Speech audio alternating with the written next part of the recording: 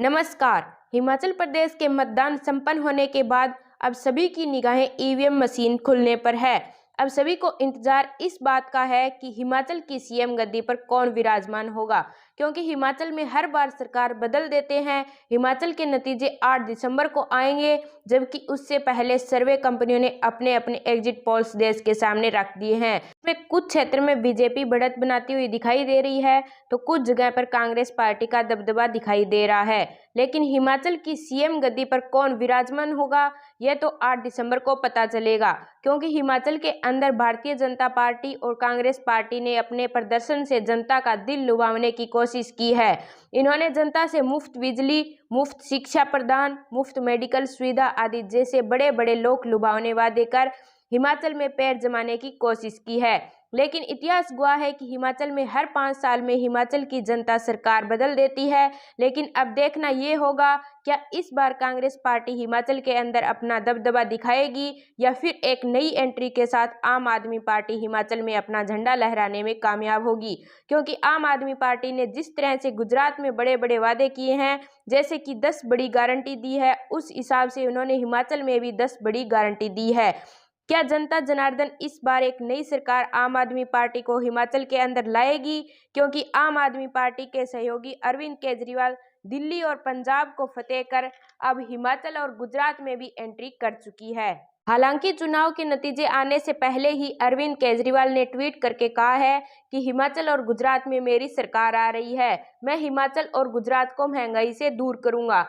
ऐसे में बड़े बड़े लोक लुभावने वादे कर पंजाब वाला दांव हिमाचल में चलकर अपनी पार्टी को मजबूत करते हुए दिखाई दे रहे हैं।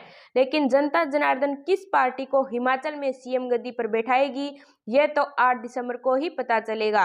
लेकिन उससे पहले जो हिमाचल का सर्वे अपडेट है, उसके मुताबिक किस पार्टी को हिमाचल के क्षेत्र में बढ़त मिलती हुई दिखाई दे रही है, यह जानने के लिए हमारे ताज़ा ओपिनियन पोल्स के मुताबिक 68 सीटों पर किए गए सर्वे जानने के लिए देखिए ये स्पेशल रिपोर्ट। हिमाचल प्रदेश के 12 जिलों की 68 विधानसभा सीटों पर 12 नवंबर को मतदान संपन्न होने के बाद राष्ट्रीय सट्टा बाजार ने ताज़ा सर्वे की रिपोर्ट जारी कर दी है। सभी 68 सीटों के समीकरण को एक एक करके समझें तो शुरुआत करते हैं चंबा जिले की 5 विधानसभा सीटों से। चंबा जिले की पहली विधानसभा सीट है चुराहे, जहां पर राष्ट्रीय प्रोदी सट्टा बाजार ने भारतीय जनता पार्टी का कमल खिलने वाला दावा किया है। दूसरी सीट बरमोर पर कांग्रेस का कब्जा रहने की बात राष्ट्रीय सट्टा बाजार की सर्वे में कही गई है। चंबा जो शहर की सीट है, वहां पर भी कांग्रेस का कब्जा रहने वाला दावा राष्ट्रीय सट्टा बाजार की सर्वे में किया गया है। चौथी सीट है डलहौजी। डलहौजी पर भारतीय जनता पार्टी फिर से कमल खिलाने में कामयाब होगी, इस तरह का दावा राष्ट्रीय सट्टा बाजार की सर्वे में किया गया है।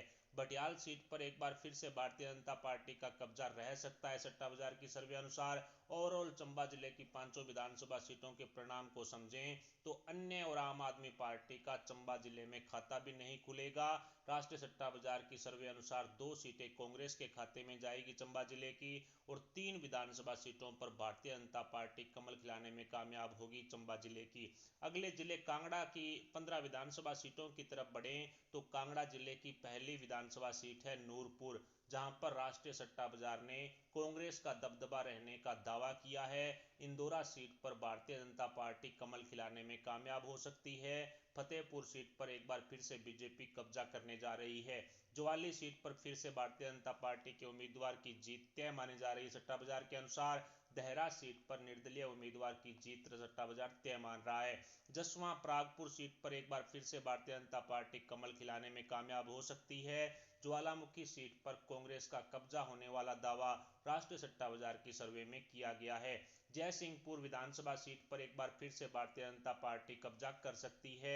सुलह सीट पर भी भारतीय जनता पार्टी का कब्जा होने वाला दावा राष्ट्रीय सट्टा बाजार की सर्वे में किया गया है। नगरोटा सीट पर कांग्रेस का जो दबदबा है वो कायम रहेगा। कांगड़ा जो विधानसभा सीट है, वहां पर फिर से भारतीय जनता पार्टी है वो कब्जा कर सकती है। शाहपुर सीट पर एक बार फिर से कांग्रेस का कब्जा होने वाली बात राष्ट्रीय सट्टा बाजार की सर्वे में कही गई है। धर्मशाला सीट पर फिर से कांग्रेस है वो दबदबा बरकरार रखेगी। पालमपुर सीट पर भी कांग्रेस का कब्जा होने वाली बात राष्ट्रीय सट्टा बाजार की सर्वे में कही गई है। और कांगड़ा जिले की लास्ट 15वीं सीट है बैजनाथ, जहां पर कांग्रेस का दबदबा कायम होने वाली बात है और इस तरह का दावा राष्ट्रीय सट्टा बाजार की सर्वे में किया गया है। और कांगड़ा जिले की सभी 15 विधानसभा सीटों के परिणाम को समझें तो आम आदमी पार्टी का कांगड़ा में खाता भी नहीं खुलेगा, 0 सीटें। केजरीवाल का कांगड़ा में सुपड़ा साफ हो चुका है, 1 सीट अन्य के खाते में जा रही है। देहरा सीट है वो निर्दलीय के खाते में जा रही है, इसलिए अन्य के खाते में 1 सीट। और कांग्रेस के खाते में यहां पर कांगड़ा जिले की 7 विधानसभा सीटें जा रही है। राष्ट्रीय सट्टा बाजार के अनुसार 7 सीटों पर कांग्रेस कब्जा करेगी। और कांटे की टक्कर दिखाते हुए राष्ट्रीय सट्टा बाजार ने भारतीय जनता पार्टी को भी कांगड़ा की 7 सीटें दे दी है। 7 सीटों पर कांग्रेस काबिज होगी और 7 ही सीटों पर भारतीय जनता पार्टी कमल खिलाने में कामयाब होगी। इस तरह का अनुमान राष्ट्रीय सट्टा बाजार की सर्वे में लगाया गया है। हिमाचल प्रदेश के तीसरे जिले लाहौल और स्पीति की एक विधानसभा सीट की तरफ बढ़े तो राष्ट्रीय सट्टा बाजार ने लाहौल और स्पीति की एक विधानसभा सीट पर बीजेपी का एक तरफा कब्जा रहने वाला दावा किया है। चौथे जिले कुल्लू की 4 विधानसभा सीटों की तरफ बढ़े तो मनाली सीट पर कांग्रेस का कब्जा रहने का दावा राष्ट्रीय सट्टा बाजार की सर्वे में किया गया है। कुल्लू खुद की सीट पर कांग्रेस का फिर से दबदबा कायम रह सकता है, इस तरह का अनुमान सट्टा बाजार ने लगाया है।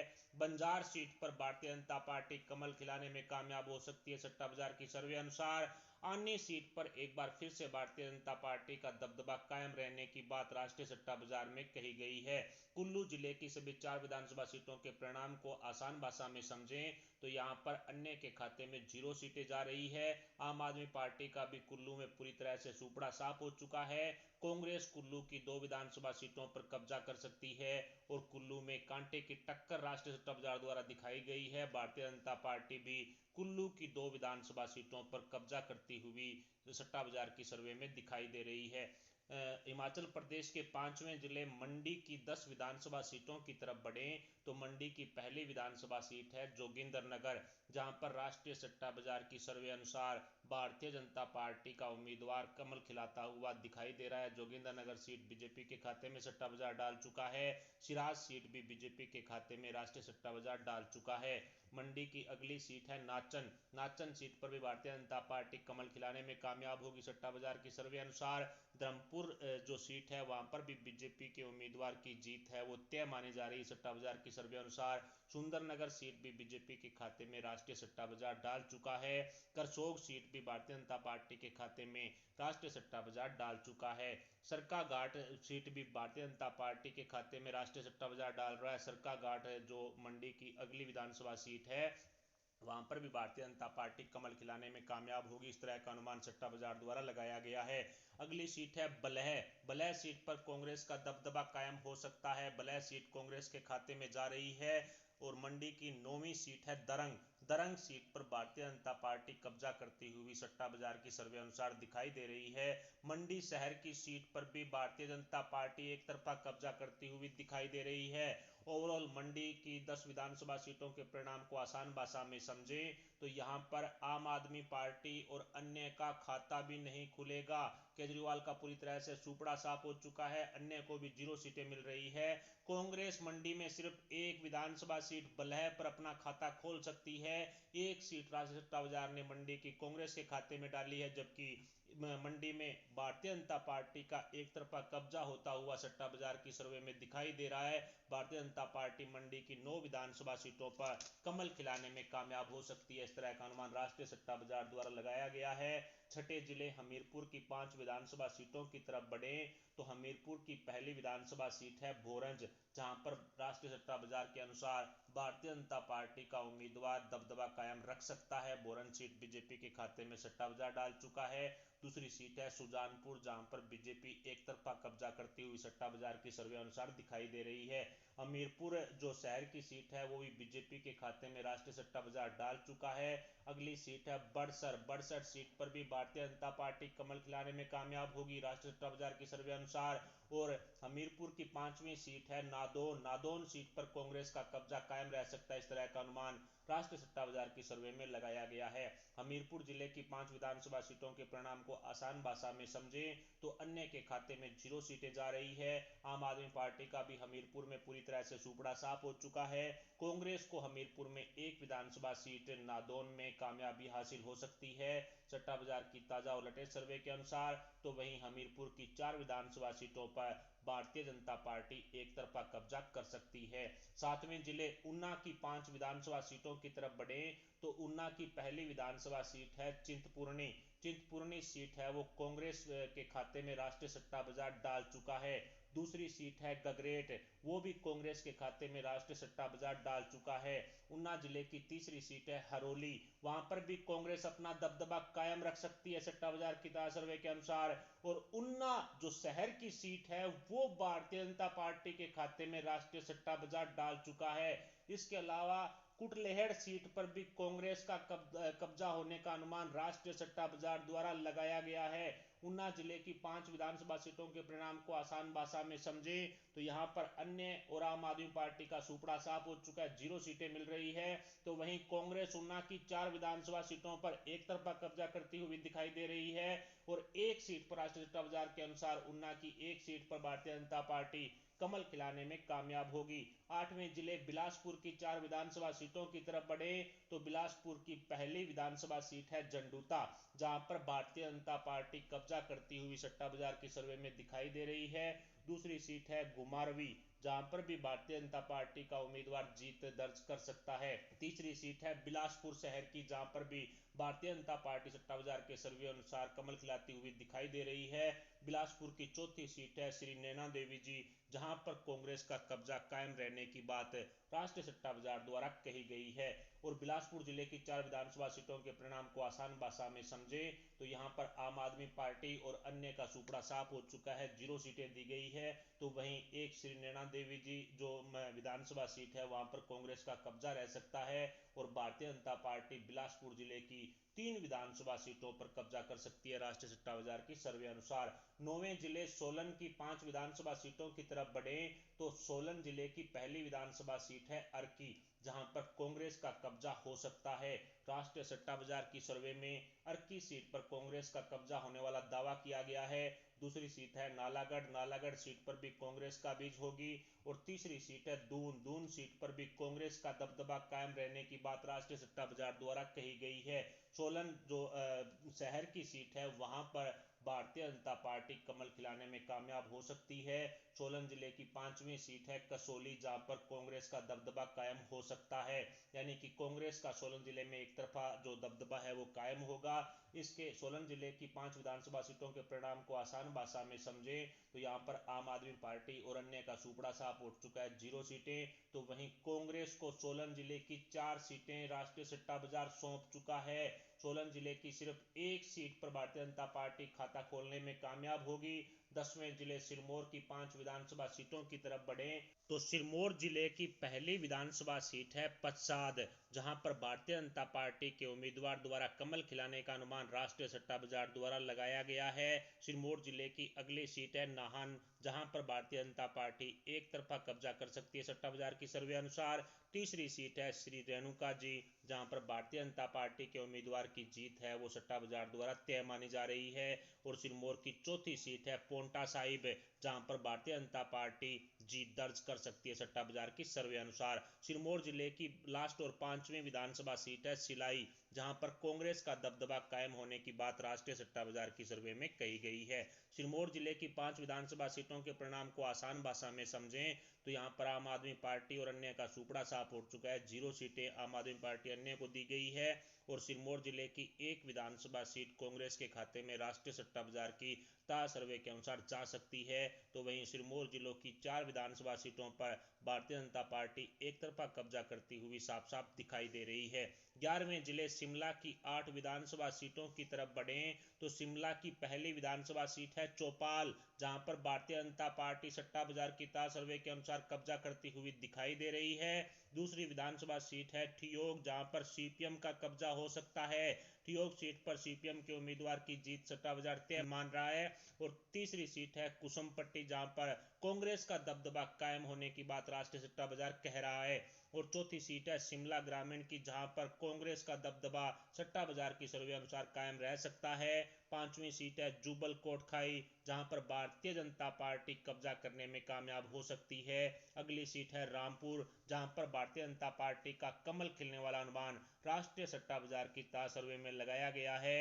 रोहड़ विधानसभा सीट पर कांग्रेस का कब्जा कायम हो सकता है सट्टा बाजार की सर्वे अनुसार, और शिमला शहर की सीट भी भारतीय जनता पार्टी के खाते में राष्ट्रीय प्रोदी सट्टा बाजार डाल चुका है।